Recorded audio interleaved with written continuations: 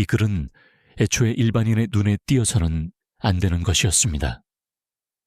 파기되고 감춰지고 기록 보관소에서 영원히 지워질 운명이었지요.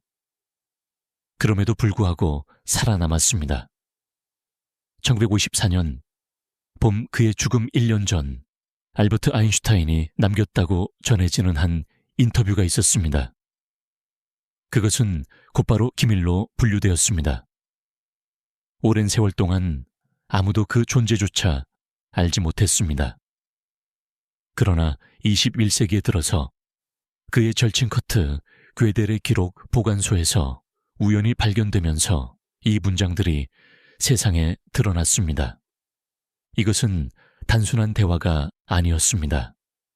하나의 고백이자 죽음 너머에 무엇이 기다리고 있는지에 신비의 손을 댄 한 인간의 계시였습니다. 이름조차 남지 않은 한 기자가 용기를 내어 물었습니다.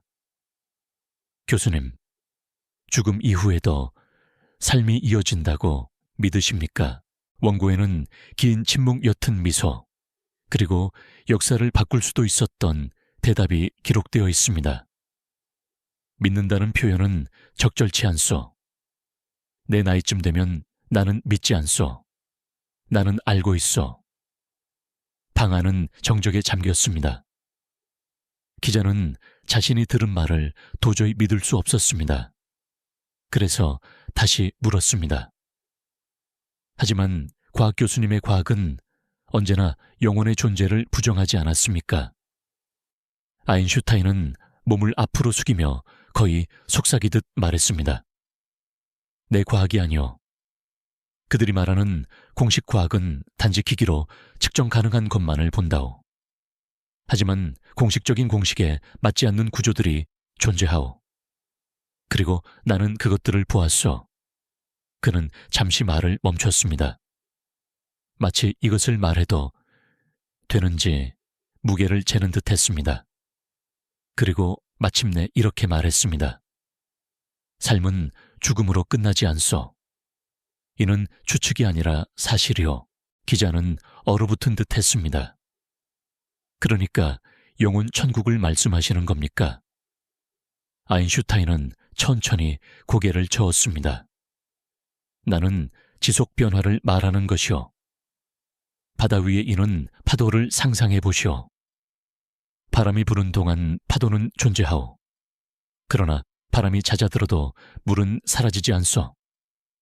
파도는 다시 바다로 돌아가고 그 에너지는 영원히 남아있어. 그는 잠시 눈을 감았습니다. 인간의 의식은 파도와 같소. 육체는 단지 그것이 드러나는 임시의 형상일 뿐. 죽음은 끝이 아니라 귀환이요. 기자는 몇 분이 지나서야 겨우 마음을 추슬렀습니다. 메모를 적는 그의 손은 떨리고 있었습니다. 그렇다면 이것이 물리학과 어떻게 연결됩니까? 아인슈타인은 다시 미소를 지었습니다. 물리학은 물질과 에너지를 설명하지. 그러나 언제나 또 하나의 요소가 있었소. 가장 중요한 요소, 바로 관찰하는 자 말이요. 그의 목소리는 단호해졌습니다. 의식은 물질의 산물이 아니오. 오히려 그 토대요. 모든 것은 인식하는 자가 있기 때문에 존재하는 것이요. 고대인들은 이미 이 진리를 알고 있었어. 나는 수학과 시공간 실험을 통해 그곳에 도달했어. 기자는 자신이 지금 정신병원에 가두어질 만한 말을 듣고 있다는 생각이 스쳤습니다. 그러나 아인슈타인의 눈빛에는 의심도 광기도 없었습니다. 오직 고요한 확신만이 자리하고 있었습니다. 그는 말을 이었습니다. 양자와 관련된 실험들은 이미 현실 자체가 의식에 의해 형성된다는 것을 보여주고 있었어. 그리고 육체가 죽더라도 이 의식은 사라지지 않소. 그것은 근원으로 순수한 인식으로 돌아가오. 교수는 잠시 침묵하다가 조용히 덧붙였습니다. 신에 대해 묻는다면 이렇게 하시오. 신은 구름 위에 앉아있는 노인이 아니오. 신은 바다 자체여. 모든 존재의 의식이 그 안에 합쳐지어. 그러므로 한 번이라도 살아간 자는 결코 영원히 사라지지 않소. 그의 목소리는 점점 낮아졌지만 더욱 엄숙해졌습니다. 죽음은 끝이 아니요, 귀향이요. 방 안어딘가에서 삐걱거림이 들렸습니다. 오래된 바닥이었을 수도 창문 틈으로 스며든 바람 때문일 수도 있었습니다. 그러나 기자에게는 마치 세계 자체가 방금 들은 말을 확인해주는 듯 느껴졌습니다. 기자는 용기를 내어 마지막으로 한 번 더 물었습니다. 교수님, 하지만 당신은 과학자이십니다. 어떻게 이렇게 신비적인 말을 확언하실 수 있습니까? 아인슈타인은 그를 무겁지만 차분한 시선으로 바라보았습니다. 그대는 이것을 믿음이라고 생각하오 아니다. 이것은 지식이요. 나는 고전 물리학으로는 설명할 수 없는 구조들을 보았소. 그리고 물질 에너지 의식을 통합하는 단일한 장이 존재함을 깨달았소. 그의 눈빛이 반짝였습니다. 20세기 초 우리는 원자가 현실의 궁극적 단위라고 믿었소. 그러나 우리는 틀렸소. 원자 너머에는 공허가 있고 공허 너머에는 진동이 있으며 그 진동 너머에는 정신이 있어. 그는 몸을 앞으로 기울이며 거의 속삭이듯 말했습니다. 연결이 모든 것의 기초요. 두 입자가 멀리 떨어져 있어도 연결된 채 남을 수 있다면 왜 의식도 죽음을 넘어 서로 연결되지 못하겠소? 벽난로에서 장작불이 타오르는데도 기자는 온몸이 차갑게 식는 것을 느꼈습니다. 아인슈타인은 결론을 내리듯 말했습니다. 뇌는 단지 수식일 뿐이요. 죽음은 그 장치가 고장나는 것일 뿐, 신호는 결코 사라지지 않소. 에테르는 남아있고 우리 또한 남아있어. 벽난로에서는 장작이 계속 타들어가고 있었습니다. 기자는 꼼짝도 못한 채 앉아 있었고 침묵을 깨뜨릴까 두려워 숨조차 조심스럽게 쉬었습니다. 그러나 아인슈타인은 말을 이어갔습니다. 그의 목소리는 한마디 한마디가 인류가 아직 감당하지 못할 진실처럼 울려 퍼졌습니다. 알고 있어. 그는 불길을 응시하며 말문을 열었습니다. 나는 언제나 신비가들을 부러워했어. 그들은 마음으로 우리가 공식으로 증명하려 했던 것을 이미 보았어. 그들은 세상이 환상이고 의식이야말로 진짜 현실이라고 주장했지. 나는 오랫동안 그것을 허황된 상상이라 치부했어. 그러나 결국 자연의 법칙 속에서 그들의 말이 사실임을 확인했어. 그의 시선은 단단해졌습니다. 세상은 우리가 보는 그대로가 아니오. 모든 것 모든 사물 심지어 이 탁자나 의자조차 단지 진동에너지의 덩어리일 뿐이오. 그러나 진짜 질문은 따로 있어. 우리는 왜 이것을 인식하는가? 누가 이 장면을 보고 있는가? 기자는 온몸이 전율하며 떨렸습니다. 그러니까 교수님 말씀은 관찰자가 없다면 현실도 없다는 뜻입니까? 아인슈타인은 고개를 끄덕였습니다. 그렇소. 현실은 의식 속에서 태어나오. 그것은 동시에 두려우면서도 장엄한 진실이요. 사람들은 죽음을 소멸이라 생각하오. 그러나 의식이 토대라면 결코 소멸할 수 없소. 단지 형태만 바꿀 뿐이요. 그는 잠시 말을 멈추더니 불현듯 덧붙였습니다. 그래서 그대가 떠난 이들의 존재를 느끼는 것이요. 그것은 상상이 아니요. 단순히 착각도 아니요. 그것은 아직도 거대한 의식의 바다에서 파동이 떨리고 있기 때문이요. 꿈속에서 죽은 이들을 만나는 경험 대잡이 설명할 수 없는 예감. 이 모든 것은 그들의 흔적이 스며드는 문이요. 기자의 등골을 차갑게 스치는 한기가 올라왔습니다. 그는 몇 년 전 세상을 떠난 아버지를 꿈속에서 만났던 기억을 떠올렸습니다. 그것이 정말 단순한 꿈이 아니었단 말인가? 아인슈타인은 계속 말을 이었습니다. 나는 시공간을 연구했어. 그리고 더 깊이 파고들수록 그것들이 절대적인 것이 아님을 깨달았어. 시공간은 단지 무대 장치에 불과하오. 의식이라는 배우는 언제든 그 무대를 벗어날 수 있어. 기자는 속삭이듯 물었습니다. 그렇다면 죽음은 무대를 떠나는 것입니까? 그렇소. 아인슈타인은 고개를 끄덕였습니다. 무대를 나가는 한 걸음일 뿐, 연극의 끝은 아니오. 그는 잠시 침묵했습니다. 그러나 그 침묵은 어떤 말보다 무거웠습니다. 잠시 후 아인슈타인이 다시 입을 열었습니다. 우리가 얽힘 엔탱그먼트이라 부르는 현상을 기억하시오. 한번 상호작용한 두 입자는 거리가 아무리 멀어져도 여전히 연결된 채 남소. 한쪽에 일어난 변화는 즉시 다른 쪽에 반영되지. 그는 잠시 말을 멈추고 기자를 깊게 바라보았습니다. 이것은 단순히 물리학만의 이야기가 아니오. 그것은 암시이자 징표요. 아인슈타인은 몸을 기울이며 목소리를 낮추었지만 그 울림은 더욱 깊었습니다. 두 입자가 거리를 넘어 연결될 수 있다면 어찌 두 영혼이 죽음을 넘어 연결되지 못하겠소? 기자는 숨이 멎는 듯 했습니다. 눈앞에 언제나 가까이 있었지만 보지 못했던 세계가 열리는 듯한 느낌이 들었습니다. 아인슈타인은 벽난로 불꽃 너머를 응시하며 마치 다른 세상을 바라보는 듯 했습니다. 한동안 나는 사랑이 단순한 화학 반응이라고 생각했소. 그러나 이제야 깨달았소. 사랑은 우리가 모두 보이지 않는 실로 연결되어 있다는 유일한 증거요.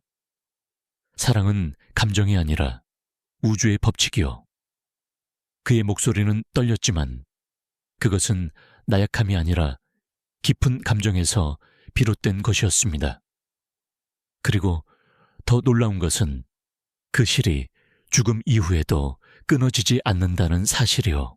기자는 방금 들은 말에 압도당한 채 앉아 있었습니다. 그의 앞에 있는 이는 단순한 과학자가 아니었습니다. 대부분의 사람들이 감히 생각조차 하지 못하는 영역을 응시한 과학의 예언자가 그의 앞에 앉아 있었습니다. 아인슈타인은 결론을 내리듯 조용히 말했습니다. 과학과 신비주의는 적이 아니오. 그것은 같은 것을 설명하는 두 개의 언어요. 다만 우리가 인간이 그것을 갈라놓았을 뿐. 그러나 실상 그것들은 하나의 진실을 말하고 있어. 바로 의식의 무한성 말이오.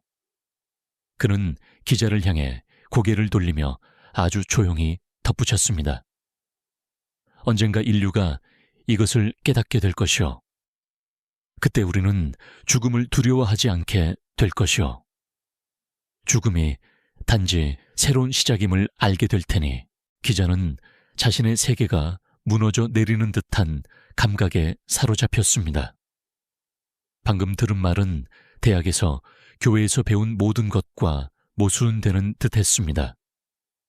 그러나 동시에 아인슈타인의 말 속에는 부정할 수 없는 논리와 내적 힘이 담겨 있었습니다. 교수님, 기자는 간신히 속삭였습니다. 만약 의식이 정말 사라지지 않는다면, 그렇다면 죽음 이후 우리는 어떻게 되는 것입니까? 아인슈타인은 창밖의 밤 어둠을 응시했습니다. 그의 목소리는 조용해졌고 거의 엄숙하게 울렸습니다. 저편에서 우리를 맞이하는 것은 끝이 아니오. 그것은 계시오. 사람은 낡은 옷처럼 육체를 벗고 본래의 본질, 곧 의식의 형태로 나타나게 되어 그는 잠시 멈추더니 덧붙였습니다. 하지만 그 길은 모든 사람에게 똑같지 않소. 그것은 그 사람이 어떻게 살았는가에 달려 있어. 기자는 몸을 앞으로 숙이며 물었습니다. 천국과 지옥을 말씀하시는 겁니까? 아인슈타인은 고개를 저었습니다. 그것들은 지나치게 단순화된 상징일 뿐이요. 실제로는 차원층위가 존재하오. 권력과 쾌락 이기심만을 좇으며 산자들은 낮은 층에 머물지. 그들은 자기 욕망의 그림자 속을 배회하오. 그들의 의식은 과거의 메아리에 갇혀 살아있는 동안 이해하지 못했던 것을 끝없이 반복하며 겪게 되어. 그의 목소리는 어두워졌습니다. 끝나지 않는 꿈과도 같소. 기억과 두려움의 미로 속에서 헤매며 풀지 못한 과제를 다시금 살아내는 것이지. 기자의 등줄기를 차가운 한기가 스쳤습니다. 그러나 아인슈타인은 계속 말했습니다. 반대로 진리를 찾아 사랑을 좇고 공감할 줄 알았던 이들은 더 높은 층으로 올라가지. 그곳에는 두려움이 없어. 빛과 고요, 그리고 평화만이 있어. 그곳에서 영혼은 하나의 바닷속 일부로서 자신을 느끼면서도 동시에 자기 눈을 잃지 않소. 그는 깊게 한숨을 내쉬었습니다. 그리고 알겠소. 나는 이 순환이 끝나지 않는다고 생각하오. 의식은 다시 또다시 돌아오. 우리는 이것을 환생이라 부르지. 기자는 눈을 들어 물었습니다. 정말로 환생을 믿으십니까? 믿음의 문제가 아니오. 아인슈타인은 단호히 대답했습니다. 관찰의 문제요. 전생을 기억하는 아이들이 있어. 임상적 죽음을 겪은 사람들이 자신이 알 수 없었던 사실을 보고하오. 이것이 우연이라 생각하오 아니다. 이것은 패턴이요. 그는 살짝 고개를 기울이며 마치 가장 큰 비밀을 털어놓듯 덧붙였습니다. 그러나 환생은 강제가 아니오. 그것은 선택이요. 영혼이 스스로 돌아오기를 결정하는 것이요. 가장 큰 자유는 곧 의지의 자유이니까. 그의 눈빛은 벽난로 불빛에 반사되어 더욱 빛났습니다. 의식이 준비되면 이 순환에서 벗어날 수도 있어. 그때 다가오는 것이 옛사람들이 말하던 해탈이지. 인도인들은 모크샤라 불렀고 불교인들은 열반이라 했소. 나는 그것을 다르게 부르어 빛으로의 귀환이라고. 아인슈타인은 잠시 말을 멈추고 창밖의 어두운 하늘을 바라보았습니다. 그 순간 개별성은 사라지지 않소. 지워지는 것이 아니라 바다가 되는 물방울처럼 녹아드는 것이오. 두려움도 고통도 없어. 오직 사랑만이 남소. 기자는 숨을 죽인 채 앉아 있었습니다. 그의 가슴 속에서는 공포와 희망이 뒤섞여 격렬하게 싸우고 있었습니다. 그러니까 죽음은 벽이 아니라는 말씀이군요. 그가 마침내 물었습니다. 아인슈타인은 그를 향해 조용히 고개를 끄덕였습니다. 죽음은 문이요. 그는 잠시 멈추더니 덧붙였습니다. 그리고 그 문 너머에서 사람은 자기 가슴에 품고 있던 것을 만나게 되어. 방 안은 다시 고요해졌습니다. 창밖 어둠 속에서 종소리가 울렸습니다. 자정 12번의 종소리였습니다. 기자에게는 마치 우주가 방금 들은 말을 스스로 확인해 주는 듯 느껴졌습니다. 아인슈타인은 곧장 불길을 응시하며 마치 눈앞의 동행이 아니라 인류 전체를 향해 말하는 듯 했습니다. 기억하시오. 우리는 모두 여행자여. 죽음은 적이 아니오. 그것은 단지 다음 여정으로 들어가는 통로일 뿐이오. 기자는 꼼짝도 하지 못한 채 앉아 있었습니다. 그의 의식의 벽이 교수의 한마디 한마디에 의해 허물어지고 있는 듯했습니다. 경외심과 함께 또 다른 감정 두려움이 그 안에서 점점 커져갔습니다. 만약 이 모든 것이 진실이라면 왜 지금껏 누구도 공개적으로 말하지 않았을까? 그는 마침내 용기를 내어 물었습니다. 교수님, 만약 말씀하신 모든 것이 사실이라면 왜 다른 위대한 학자들은 침묵했습니까? 왜 세상은 이 진실을 알지 못하는 것입니까? 아인슈타인은 쓸쓸한 미소를 지었습니다. 그 이유는 진실이 너무 단순하면서도 동시에 너무 위험하기 때문이요. 그는 잠시 침묵하다가 낮은 목소리로 설명했습니다. 과학자는 조롱을 두려워하오. 종교는 권력을 잃을까 두려워하오. 정치인은 통제를 잃을까 두려워하오. 그러나 진실은 누구의 것도 아니오. 그것은 모든 이의 것이며 자유롭소. 바로 그렇기 때문에 권력자들에게는 위협이 되는 것이오. 그의 눈빛이 날카로운 불꽃처럼 번쩍였습니다. 그대가 묻는다면 누가 이 사실을 알았는가 많은 이들이 알았소. 중력을 발견한 뉴턴은 비밀리의 연금술과 성서를 연구하며 영혼의 영혼을 확인하려 했소. 양자 이론을 세운 플랑크는 노년의 친구들에게 고백했소. 의식이 토대이고 물질이 부차적이라고. 테슬라는 개인 서신에 그의 발명들이 저편의 힘으로부터 영감을 받았다고 썼소. 심지어 다윈도 생애 말년에 진화가 단순히 맹목적인 우연만은 아니라는 의심을 품었소. 그는 한숨을 내쉬며 말을 이었습니다. 하지만 그들 모두 침묵했소. 어떤 이는 조롱을 두려워했고 또 어떤 이는 일이나 명성을 잃을까 두려워했소. 무엇보다도 이 진실이 권력의 도구로 악용될까 두려워했소. 죽음이 끝이 아님을 아는 인간호도 위험한 존재가 없기 때문이요. 그런 사람은 자유로워지고 자유로운 사람은 체제를 위협하지. 기자의 심장은 빠르게 뛰었습니다. 그는 마치 불을 옮겨 적듯 한 글자도 놓치지 않으려 메모를 남겼습니다. 아인슈타인은 고개를 숙이며 말을 이었습니다. 나 역시 평생 침묵했소.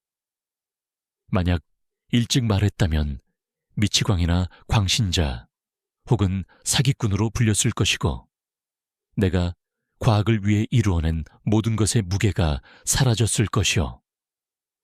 그러나 이제는 두려울 것이 없어. 그의 목소리는 점점 무거워지고 단호해졌습니다. 그러나 경고해야 하오. 우리는 지금 위험한 문턱에 서 있어. 인류는 기술을 빠르게 발전시키지만 영성은 그만큼 뒤처지고 있어. 우리는 연민을 배우기보다 더 빨리 기계를 만들고 하나됨을 이해하기보다 더 빨리 무기를 만들고 있어. 이것은 결국 재앙으로 이어질 수 있어. 아인슈타인은 몸을 앞으로 기울이며 기자를 꿰뚫는 듯한 시선으로 바라보았습니다. 의식의 불멸이 사실이라는 진실이 무엇을 의미하는지 아시오? 그것은 모든 생각, 모든 행동이 흔적을 남긴다는 뜻이오. 아무것도 사라지지 않소. 범죄도, 거짓도, 친절도, 사랑도 모두 계속 존재하오. 사람들이 이것을 깨닫기 힘든 이유는 그 순간부터 그들은 다르게 살아야 하기 때문이오. 더 책임감 있게, 더 정직하게. 바로 그것이 권력을 쥔 자들에게 가장 두려운 일이오.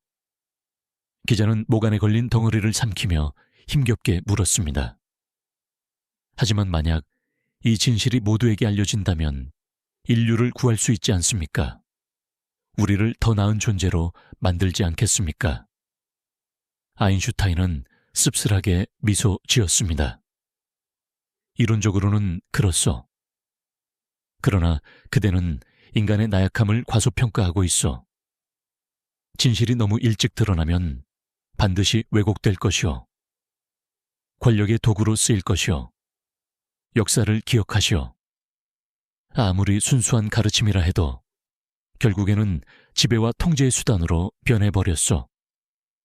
그는 손을 들어 올리며 경고하듯 말했습니다. 불멸에 관한 진실은 가장 위험한 진실이요. 그것은 인간을 해방시킬 수도 있지만 동시에 노예로 만들 수도 있어. 모든 것은 인간 의식이 그것을 받아들일 준비가 되어 있는가에 달려 있어. 그때 방 안시계가 다시 울렸습니다. 밤 1시 종소리는 마치 교수의 말에 도장을 찍는 듯 무겁게 퍼져나갔습니다.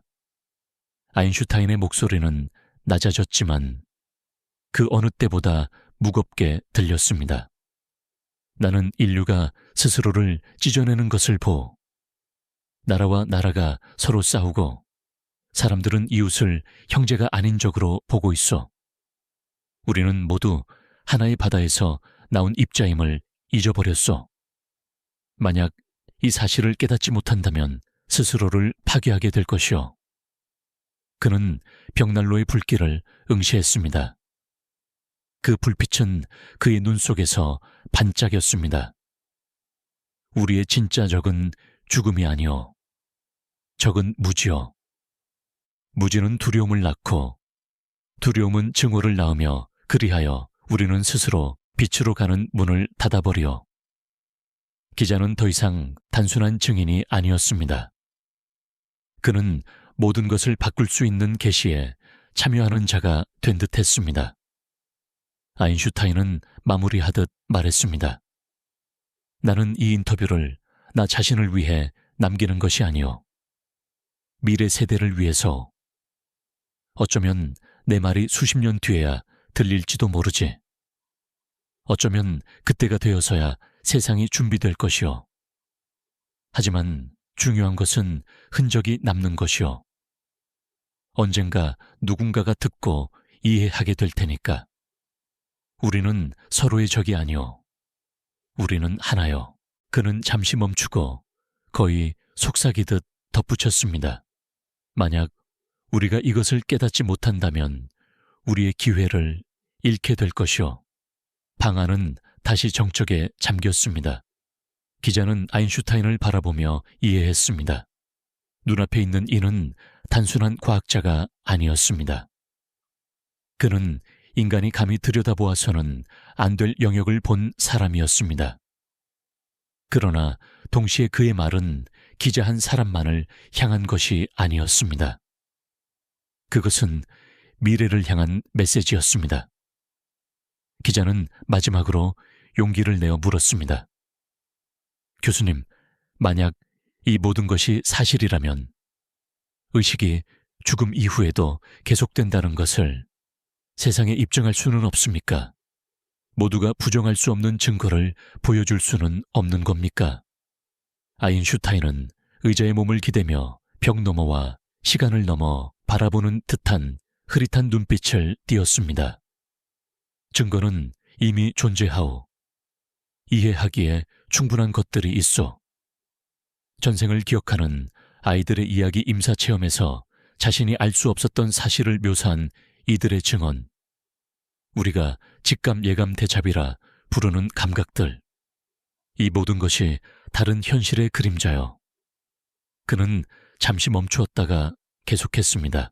하지만 가장 중요한 것은 증거가 아니오. 설령 내일 온 세상이 죽음 이후의 삶에 대한 절대적 확증을 얻는다 해도 인간이 변하지 않는다면 아무것도 달라지지 않소. 책임 없는 지식은 무지보다 더 위험하오.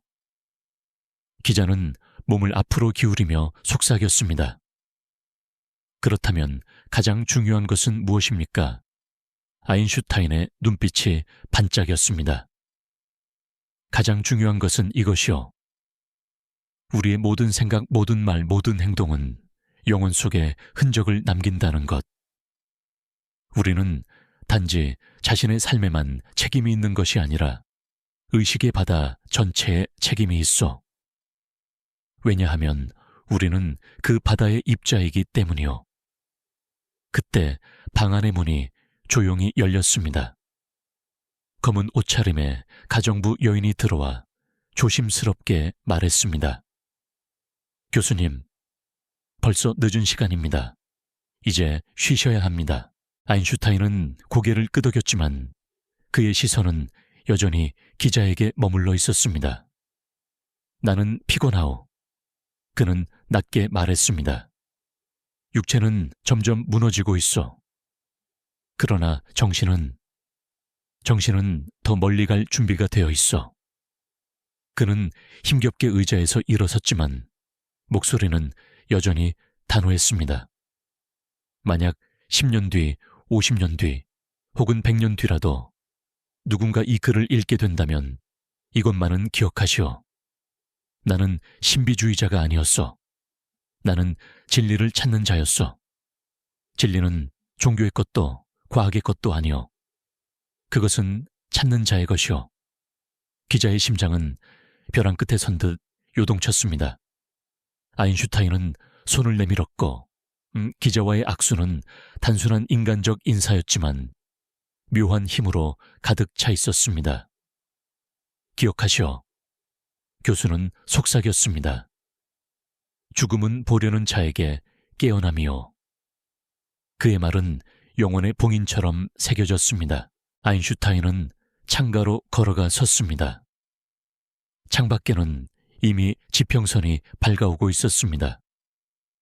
어둠을 뚫고 새벽의 첫 햇살이 번져나오고 도시 너머 어딘가에서 홀로 지저귀는 개똥집바퀴의 노랫소리가 들려왔습니다.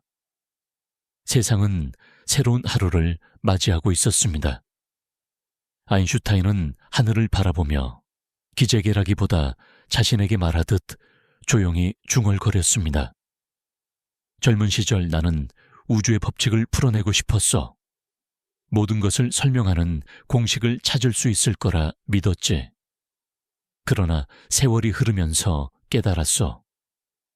가장 어려운 것은 우주를 이해하는 것이 아니라 자기 자신을 이해하는 것이라는 걸. 그의 미소는 쓸쓸했지만 따뜻했습니다. 우리는 죽음을 두려워하오. 그것은 이름을 두려워하기 때문이지. 그러나 잃을 것은 없어. 진정으로 소중한 것들, 사랑선한 행위, 밝은 기억들은 언제나 우리와 함께 남소. 그것들은 어떻게든 전해지지. 우리가 그 방식을 다 이해하지 못한다 해도 말이오. 기자의 눈에는 눈물이 차올랐지만 그는 침묵을 지켰습니다. 아인슈타인은 마지막으로 몸을 돌려 기자를 바라보았습니다. 두려움 속에 살지 마시오. 탐구 속에 사시오. 그것만이 의미 있는 삶이오. 그의 모습은 떠오르는 햇살에 비춰 거의 현실 같지 않게 보였습니다. 기자는 차가운 새벽 공기 속으로 걸어 나갔습니다. 뒷문이 닫히는 소리가 들렸습니다. 그는 갓 도단한 봄에 새싹들 사이를 지나며 생각했습니다. 저편에 무엇이 기다리든 중요하지 않다. 중요한 것은 우리가 지금 무엇을 하느냐이다.